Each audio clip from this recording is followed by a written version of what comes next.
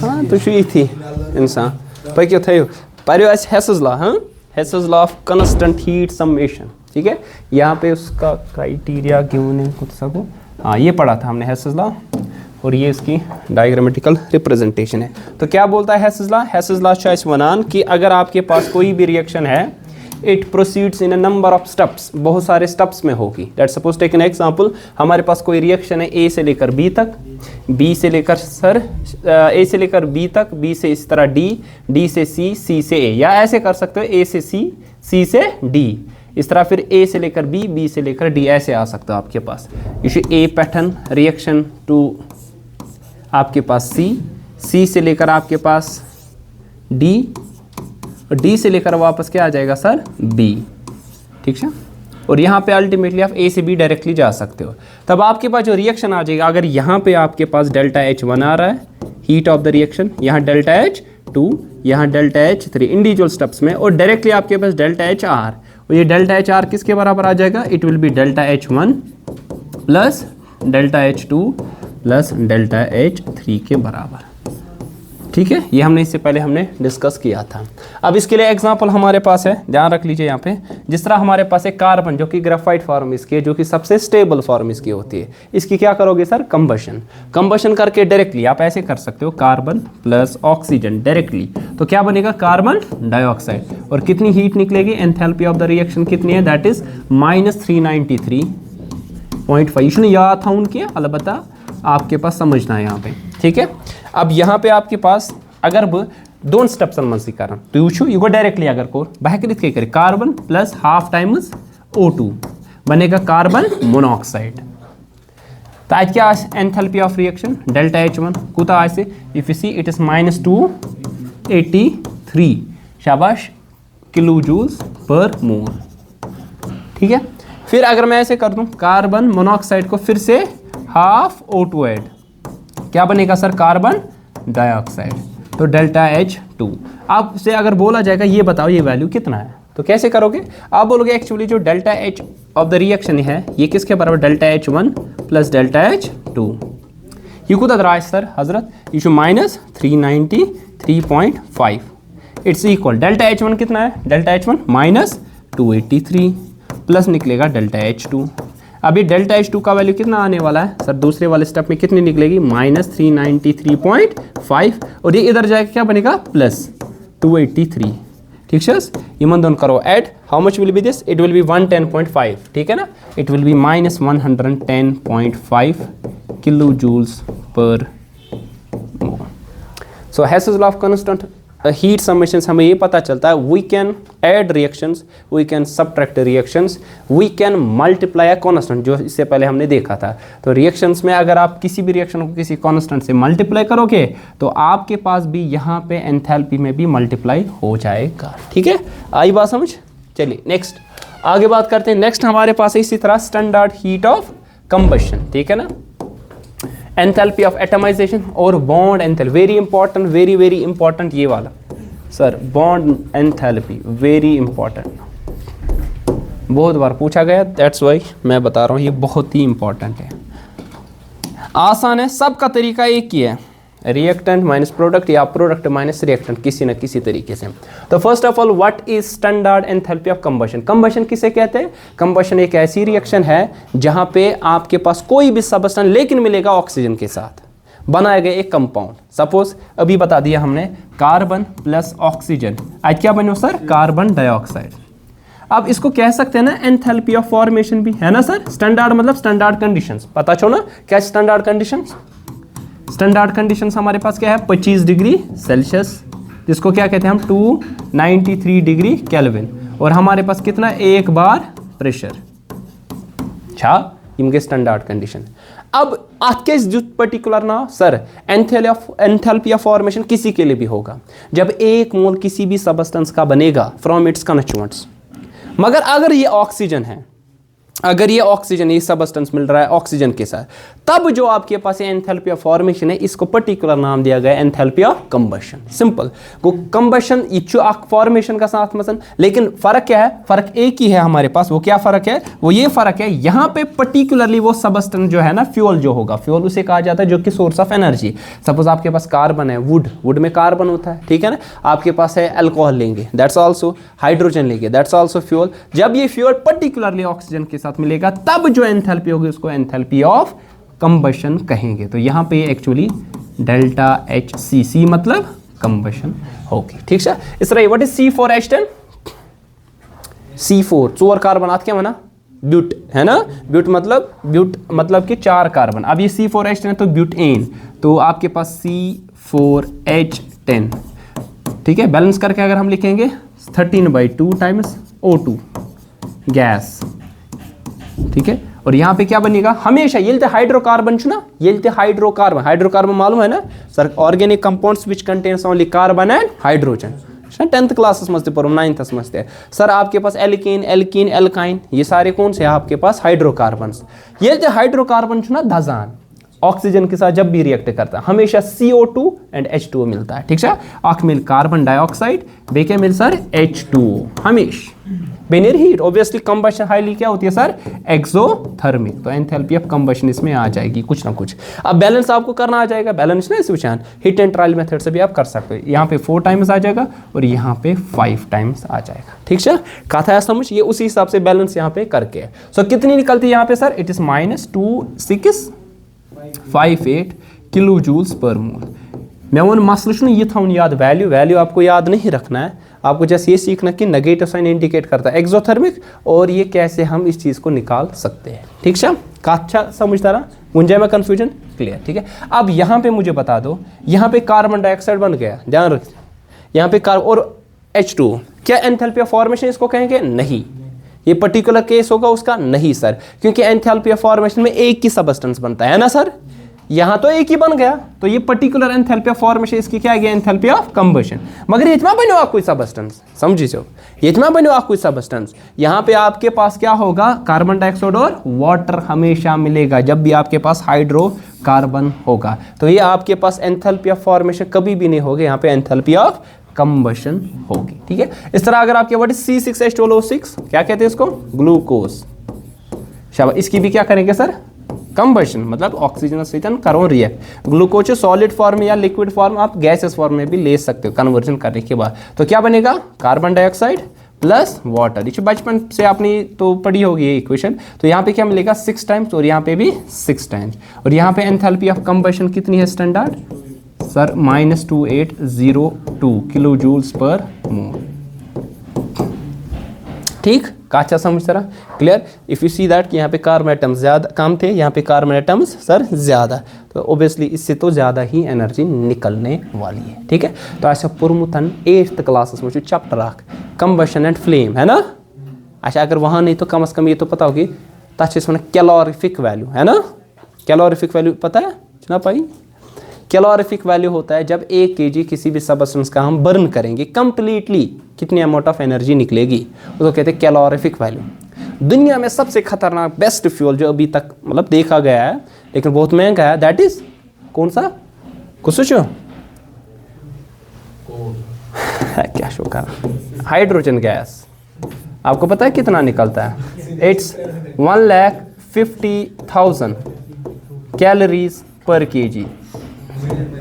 1,50,000 calories calorie तो jealous much पान रिश्तेदारी तो पाए कहीं ना वला ऐ नानी ना वन यह कम बॉय एग्जाम ये दही ना तम दह पे ऐ मास्तर बोत याद, पितर बोत याद, अगर इन दूर दराज रिश्तेदारी सो पे तम दह याद, ठीक है। तम दन पे तम बकार क्या वनकस मशरावहाक सह तम दह मा हेक मशरत, तम दह जरूरत जोड़ कर पान छा सर। 1 कैलोरी का जूल गई, 1 कैलोरी गई 4.2 joules.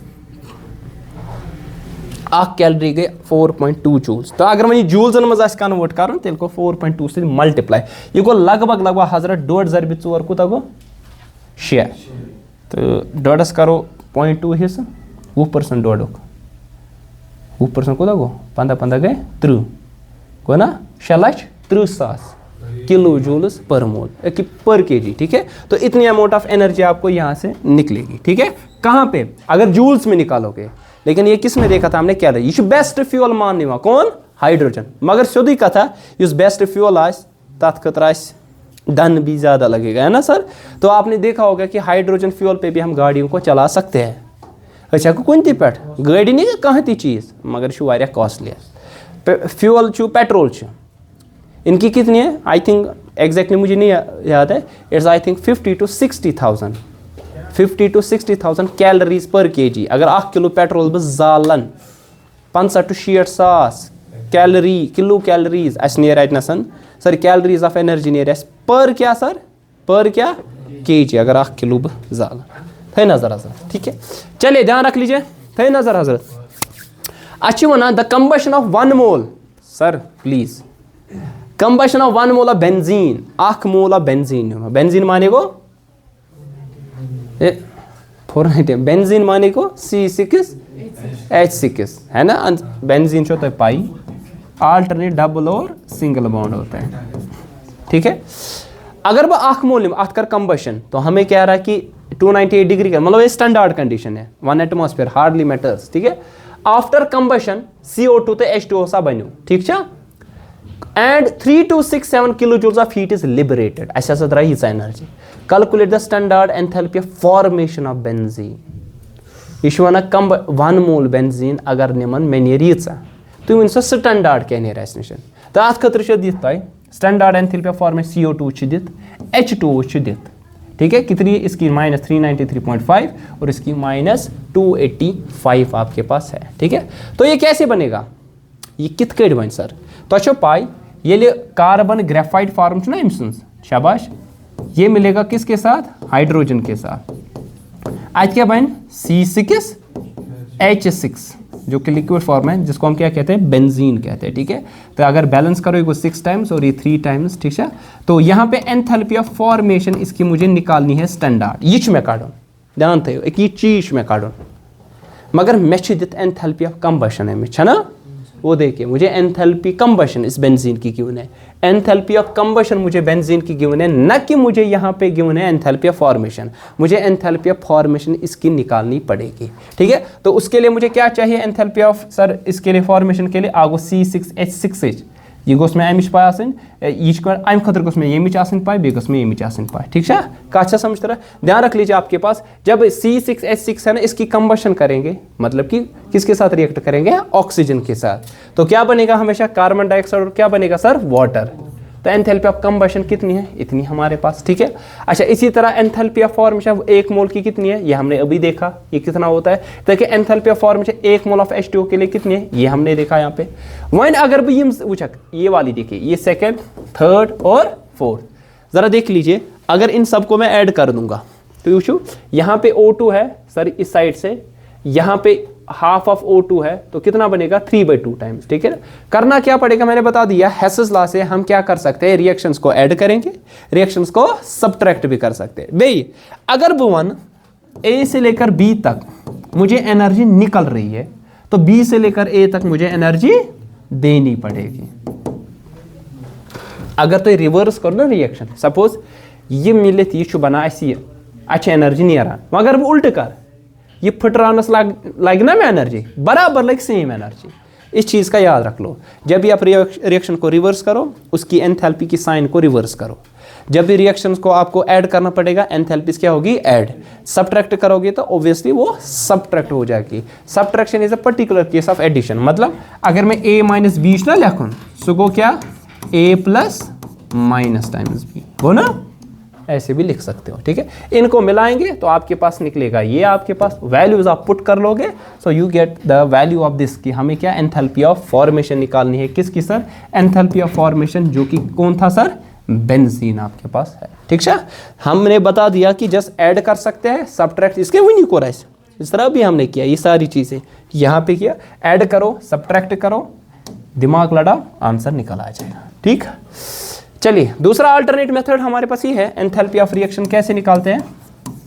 enthalpy of reaction, it is equal to summation of enthalpy of product, formation of products, minus summation of enthalpy of formation of किनका सर, reactants, है ना सर।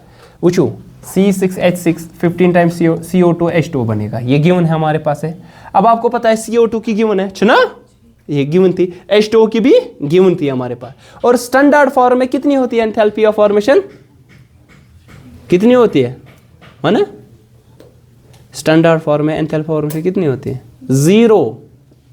तो स्टैंडर्ड फॉर्मेशन ना 0 आसान, तो O2 की क्या आ जाएगा सर हमारे पास, 0 आने, हाइलाइट को रैंक पाती हूँ, डाल दो ये वैल्यू सारे इसमें, तो आपके पास निकलेगा एंथैल्पी ऑफ रिएक्शन गिवन है -3267, यह आएगा 6 टाइम्स CO2 की गिवन है, 3 टाइम्स इसकी H2O की गिवन है, और आपके पास C6H6 की निकालनी है और इसकी 0, इसको रीअरेंज करेंगे आंसर आएगा। बेस्ट मेथड यही है, हो अलग अलग करो, बेस्ट मेथड आपके पास यही आ जाएगा। या बस हम वुचो रिएक्शन चाहिए, इतना सा थोड़ी ध्यान, रिएक्शन की गिवन है कितना है आपके पास पहले, -3267 enthalpy of reaction. Enthalpy of reaction क्या हो, माइनस टाइम्स, ये क्या आ जाएगा, समेशन एंथैल्पीज ऑफ किन की आ जाएगी, प्रोडक्ट्स।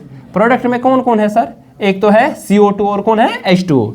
6 टाइम्स CO2 की कितनी है, -390, सब क्या है 393.5, प्लस 3 टाइम H2O की कितनी है, H2O की है -285.83, माइनस है फॉर्मूला का, किन की फर सर, रिएक्टेंट्स की। रिएक्टेंट में कौन है सर, C6, इसकी X रखो, और इसकी कितनी आएगी सर, 0 आएगी ना सर। वन ये X तार वन यूर, ये बन +X, ये बन ये 6 टाइम्स 0, 3 टाइम्स 0, इसको इधर लेंगे ये बनेगा प्लस, वही आपके पास निकलेगा वैल्यू कितना, 48.51 किलो जूल्स पर रीअरेंज कर बस, ठीक है।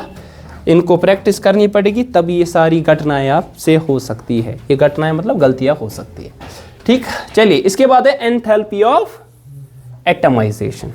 एंथैल्पी ऑफ सब का तरीका एक ही है, वहाँ कंसेप्ट अलग अलग, हु क्या गो तो ये क्या गो, तरीका एक ही है। एंथैल्पी चेंज कैसे निकालते हैं हम ऐड करेंगे, सब्ट्रैक्ट करेंगे, इक्वेट करेंगे, हम रिवर्स करेंगे, बट डेफिनेशन डिफरेंट की डिफरेंट आएगी। इस तरह सब्लिमेशन की अलग, फेज ट्रांजिशन में कंबशन की अलग, बॉन्ड एनर्जी अलग, डेफिनेशंस अलग आएगी, लेकिन तरीका सेम होगा। ध्यान रख लीजिए, व्हाट इज आपके पास की एंथैल्पी ऑफ एटमाइजेशन, ठीक है। पूछो एंथैल्पी ऑफ एटमाइजेशन में होता है जब आप एक मोल ऑफ सबस्टेंस कोई भी लोगे, इसको तोड़ोगे अपने अपने कंस्टिट्यूएंट्स में, जो कि गैसेस एटम्स हो गए इसके। सपोज अगर आपके पास है NaCl, इस NaCl को तोड़ोगे, तोड़ के क्या बनेगा, Na पॉजिटिव Cl नेगेटिव, मगर मैं बनाऊँ sodium ion gaseous, chloride ion gases, पन्नी इन्फ्लुएंस निश गसन यम दूर दूर, such energy we call this as enthalpy of atomization, ठीक है। So what is enthalpy of atomization? It is the enthalpy change on breaking one mole of bonds completely to obtain atoms in gaseous phase. Suppose अगर मुझे H2 ना gaseous, ध्यान थो मे फुटराउन कथ मजन H gaseous plus H gaseous, अलग अलग करें पन्नी इन्फ्लुएंस निश दूर, कम अज कम कत्सा एनर्जी लगे में, that is enthalpy of atomization. अगर ये स्टैंडर्ड है, स्टैंडर्ड कंडीशन में, तो स्टैंडर्ड एंथैल्पी ऑफ एटमाइजेशन, और इसके लिए कितनी लगती है सर, +435.0 किलो जूल्स पर मोल। ये लगे कि ना इन एरिया, ये लगेगी ना, बॉन्ड फुटरावन, जब बॉन्ड्स को तोड़ना पड़ेगा उसके लिए क्या लगेगा सर, एनर्जी तो लगने वाली हमारे पास, ठीक है। इस तरह अगर आपके पास है, अगर डायटोमिक होगा, डायटोमिक मतलब कस गए Z एटम, जिस तरह ये H2 है आपके पास, इसको दूसरा नाम भी कहते हैं डायटोमिक में, डायटोमिक को दूसरा नाम भी कहते हैं इस बॉन्ड को तोड़ने की एनर्जी, तो उसको क्या कहेंगे, बॉन्ड डिसोसिएशन एंथैल्पी। सुनिए H और H अगर Z एटम आसन तेल अकुई बॉन्ड फुटरावन, अकुई बॉन्ड फुटराने खतर अत ब्याख नाव क्या वनान, bond enthalpy.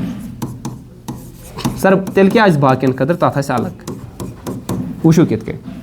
So what is bond enthalpy for H2? It is 435। What is enthalpy of atomization? 435।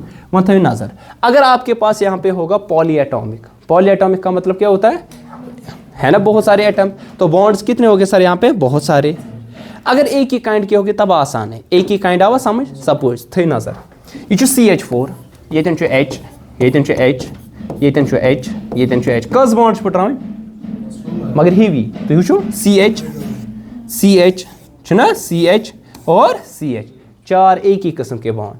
अगर इत कट आसे CH होते CL सत CBr C बे कुन सतन आसे तब आपके पास क्या लगती है डिफरेंट, ठीक है। मगर इन क्या सारी एक ही काइंड के आपके पास यहाँ पे है, ठीक है। तो यहाँ पे कितनी लगेगी एंथैल्पी ऑफ एटमाइजेशन, आज क्या लगान सर स्टैंडर्ड, वो लगती है हमारे पास 1665 किलो जूल्स पर मोल। मैंने बता दिया कि आपके पास ये सारे एक काइंड के और इनको तोड़ने के लिए मुझे कितनी एनर्जी लगती है 1661। मगर वोन में यम अकी काइंड का मतलब आया समझ, नेचर। ये CH बजाय कि यहाँ H यहाँ पे होता है Cl, बजाय कि यहाँ पे H यहाँ पे होता है फ्लोरीन, बजाय यहाँ पे कुछ और अगर एटम आपके पास होता है तब ये सेम नहीं आता, कुछ डिफरेंट आपके पास आता। ठीक है, आवा का समझ, ठीक है। चलिए सोडियम निशन ये सॉलिड, ये करें बह चेंज कथ मज सोडियम गैस। तो यहाँ पे भी क्या लगेगी एंथैल्पी ऑफ एटमाइजेशन आपके पास, that will be 108.4 kilo joules per mole. One ये ध्यान थो ये सब्लिमेशन आज गसान, ये सब्लिमेशन मतलब डायरेक्टली सॉलिड टू गैस, तब एंथैल्पी ऑफ एटमाइजेशन और सब्लिमेशन का वैल्यू क्या होता है sir same. This is enthalpy of atomization is same as that of enthalpy of sublimation. अच्छा यहाँ कोई बॉन्ड तोड़ना पड़ा नहीं, मगर पे कन्वर्ट कथ मज कर सर गैसियस स्टेट में, क्या बॉन्ड योत फुटराउन क्या फुटरे में यीत्या दूर कर, मतलब गैसियस स्टेट। हम क्यों कहते गैसियस स्टेट, हम क्यों कहते गैसियस स्टेट, क्या गैस पार्टिकल दरमियान इंटरेक्शन सह कम। अगर इस आइडियल गैस निमो जीरो इंटरेक्शन पुरना स्टार्टस में याद आसो तो लगभग ना तो अट्रैक्शन ना तो क्या होती है सर रिपल्शन को वारिया कम तवे गैस हुत में बॉन्ड फुटराउन ते गैसियस फॉर्म में कन्वर्ट कर ये गोड़ा अलग मगर कर गैसियस फॉर्म में, तब एंथैल्पी ऑफ सब्लिमेशन और एटमाइजेशन सेम आ जाएगी। फिर आपके पास यहाँ पे है bond dissociation enthalpy, mean bond dissociation enthalpy. So क्या गो मैं वन वनी अगर अकु बॉन्ड फुटराउन तेल क्या वो तथ बॉन्ड डिसोसिएशन, मगर अगर अ ज्यादा बे डिफरेंट नेचर तेल मा लगे हर कुछ बॉन्डस क्या लगान सर डिफरेंट। सपोज अगर आपके पास ध्यान रख लीजिए H2 अत कस बॉन्ड फुटराउन अकोई ना H तो H दरमियान। अगर O2 अगर O2 O double bond O, अगर अस निशन अगर अस F2 तो F single bond F, night N triple bond N, तो नाइट्रोजन ट्रिपल बॉन्ड बनाओ। तो इनमें सब में जो आ जाएगी आपके पास है बॉन्ड एंथैल्पी स्टैंडर्ड, वो आपके पास क्या लगेगी कि देनी पड़ेगी, लगेगी देनी पड़ेगी सर लगेगी, पॉजिटिव होगी सब में। अब ये सारे क्या है सर डायटोमिक, ये सारे क्या है सर डायटोमिक मतलब क्या हो, डायटोमिक का मतलब है दो एटम्स हैं। एमंग जितने भी डायटोमिक स्पीशीज है ना सबसे ज्यादा जो लगती है ना N2 को, किसको, एमंग जितने भी डायटोमिक स्पीशीज है, डायटोमिक मतलब Z, suppose O2 H2 Cl2 F2 Br2 N2 N2 like सारे खुद ज्यादा, रीजन इज ट्रिपल बॉन्ड फुटरानस क्या लगे ज्यादा, सो तो त्रेलोर फुटरानस लगे ज्यादा एनर्जी या लगनस। तवे मूजूब अगर तुम वो जितने भी डायटोमिक स्पीशीज सबसे ज्यादा इसी को हमें लगती है। How much is that I don't know exact value, I think 945 kilo joules per mole. अख मोल बॉन्ड फुटरानस मज अख बॉन्ड की इथी अख मोल 6.022 × 10⁻23 ईत्या बॉन्ड्स फुटरानस like it's amount of energy. One mean bond enthalpy एक मैं वन वनी वन वारिया बॉन्ड, कार्बन हाइड्रोजन कस बॉन्ड 4 वही ती कथा थप 4 वन अख फुट वन कचन 3 वन थोड़ा अमिस पलट गई बारी इन पे पत फुटराउन ब्या पत कचन पे 2 पलटा और बारी हो जाएगा पत 3 कड़क पे अमिस अक्सी सतन लड़न ना कुछ लगी एनर्जी अतनसन। अब ये डिफरेंट लगेगी कि सेम डिफरेंट क्या बहुत चोन सत वाबस्त पत द्राव अख पे 2-3 सत पत द्राव पत 2 पत अख इथे कर, ठीक है। तब आपके पास ये बॉन्ड एंथैल्पीज है ना, इनका क्या निकालोगे एवरेज, क्या काटो उसको क्या कहते हैं मीन बॉन्ड एंथैल्पीज, ठीक है।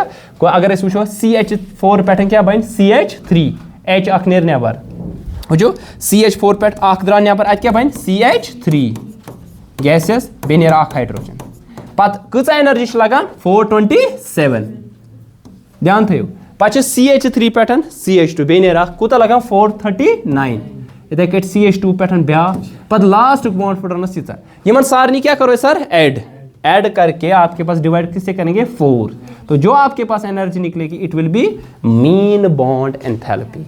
तो पॉलीएटॉमिक जब भी हो गए ना, जब भी पॉलीएटॉमिक हो गए, पॉलीएटॉमिक में हमेशा हम क्या निकालते हैं, मीन बॉन्ड एंथैल्पी निकालते हैं। अच्छा अकिस एवरेजस मस कुत लगे अकिस फुटरानस, तुम क्या करो divide by 4, so Ner 410 mama सारे हूं सेम ये लगभग लगा 410। याद है जब भी एंथैल्पी ऑफ रिएक्शन निकालनी होगी it is enthalpies of reactant minus enthalpy of product, उल्टा वहां पे हम निकालते थे कैसे, enthalpies of product minus react. जब एंथैल्पी ऑफ रिएक्शन निकालनी थी, enthalpy of formation of product minus reactant, bond enthalpy से रिएक्टेंट माइनस प्रोडक्ट। क्यों, रिएक्टेंट में तो आपको लगेगी सबसे ज्यादा एनर्जी। स्टैंडर्ड होता है पाई कि अगर आपके पास स्टैंडर्ड कंडीशंस होगी। ठीक है, ये कंप्लीट हो गया। एक लेक्चर इसमें है थर्मोकेमिस्ट्री में अभी, फिर स्पॉन्टेनिटी का लेक्चर आ जाएगा। ठीक है।